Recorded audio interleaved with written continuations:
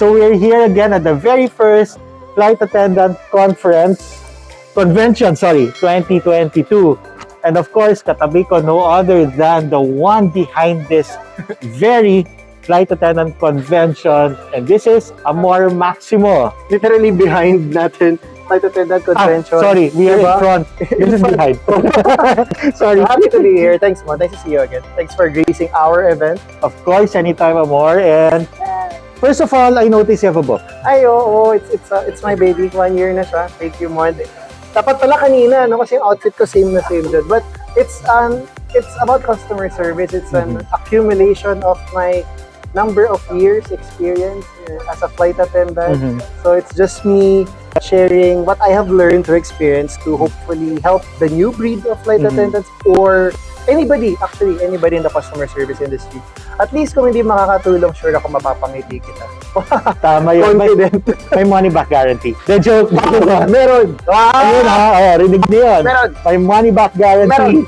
So before we talk about this book, how did you think about the Flight Attendant Convention 2022? Parang yung mga late night phone calls natin. Yes. Mond and I have been, well, just to let you know, we have been collaborating for the past 3 years na rin. 3 years. 3 years Kasama yung na rin. pandemic. And syempre we have our talks and I shared with him I've been doing workshops for a couple of years already. And it has been my dream to have an event where we have flight attendants together from different airlines. Tapos nakwento ko nga kay Mond, of course, being Mond Ortiz. Being Mond Ortiz Oo. talaga. Ngayon, it's here. And would you believe na it happened after the pandemic? Akalain nyo, no? After the pandemic siya nangyari. Now, we have more than 10 flight attendants from 4, 5 airlines. So talagang hindi, like the airline that I work for, ang dami talaga. And other than that, we have around 70 attendees. So nakakatuwa. It's a small event, but small or big, the opportunity to be with friends, to Of course. be with other flight attendants, and to meet new people, Aspirants. And to inspire them, of course. That's the goal naman talaga. Yan talaga And goal. we are happy that we are here right now. This may be the first, but I am certain this will not be the last. Exactly, Amor. And you know what, guys? Always remember that everything, every convention like this is an investment. So if you're an aspirant right now watching this, I do suggest that you always stay tuned to Amor. Amor Speaks. Correct. Very easy to find. Also, Mond Ortiz in Playa Manila for updates. We'll always post that. We'll always post that.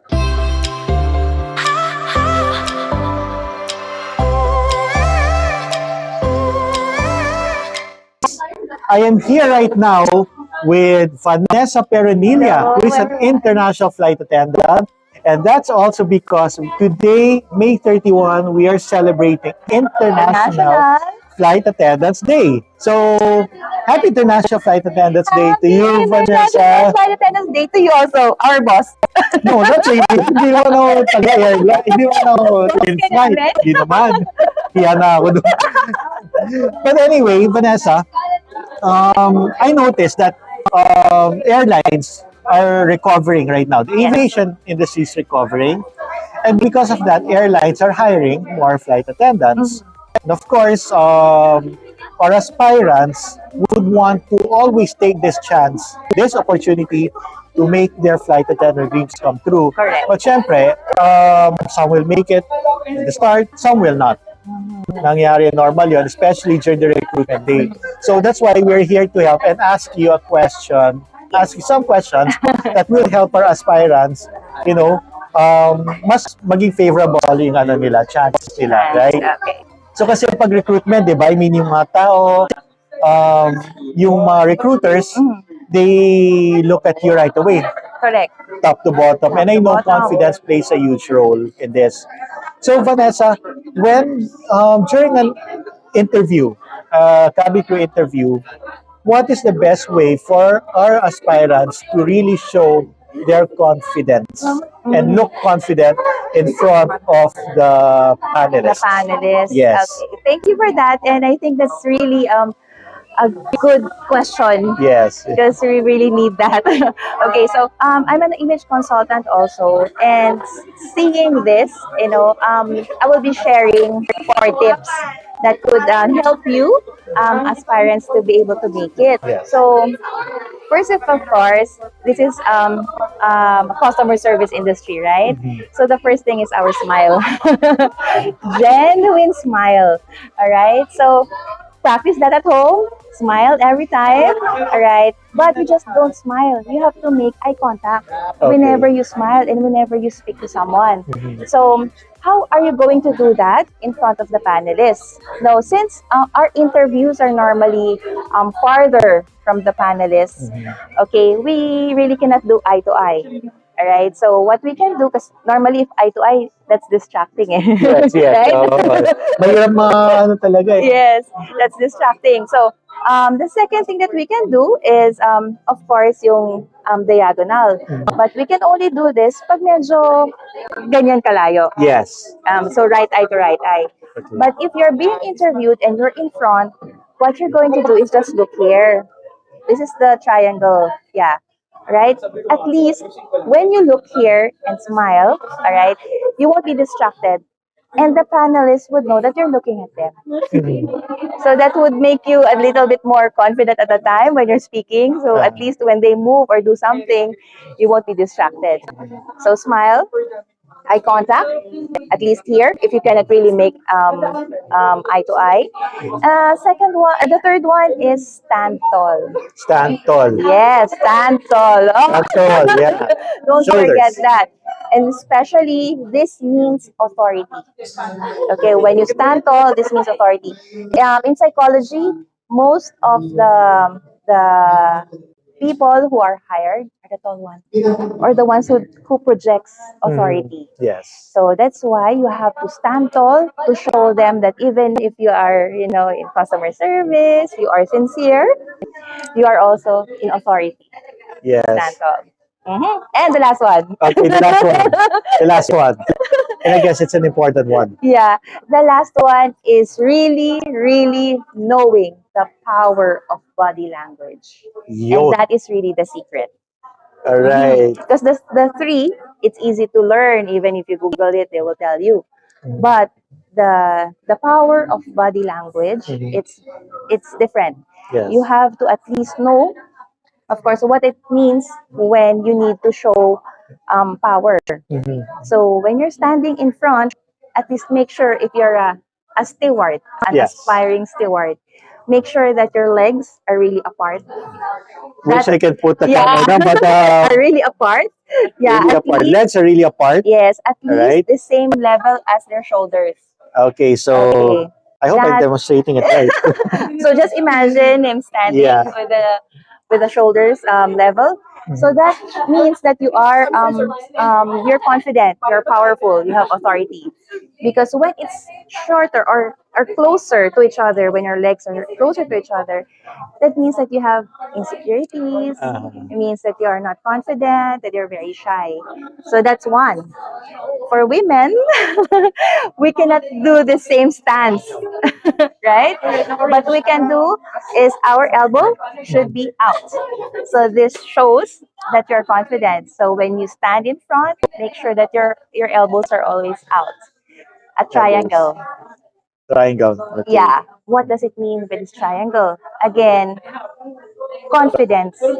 When you project confidence, you use space. You use space. Yes. So Alright. use that space, ladies, with your elbows. Wish I can know. There you go. Yeah. There. Let's put this Yeah. a little bit. There you go. Use There you this. go. Yeah. There you So go. normally you do your cup like that. Yeah, clasp. So that's why most of it, if you will see Miss Universe like that, they always use their elbows or they always use their legs in front, right? But if you're having an interview as a flight attendant, you don't use your legs like that. Yeah. So you just yeah. So that's the power of body language. And what else can you show? Of course, when you're being interviewed one on one, make sure that you lean forward when they ask you something. This means that you're interested. Mhm. Okay, so once again, our conscious mind is just saying 10%, but our unconscious mind is like 90%.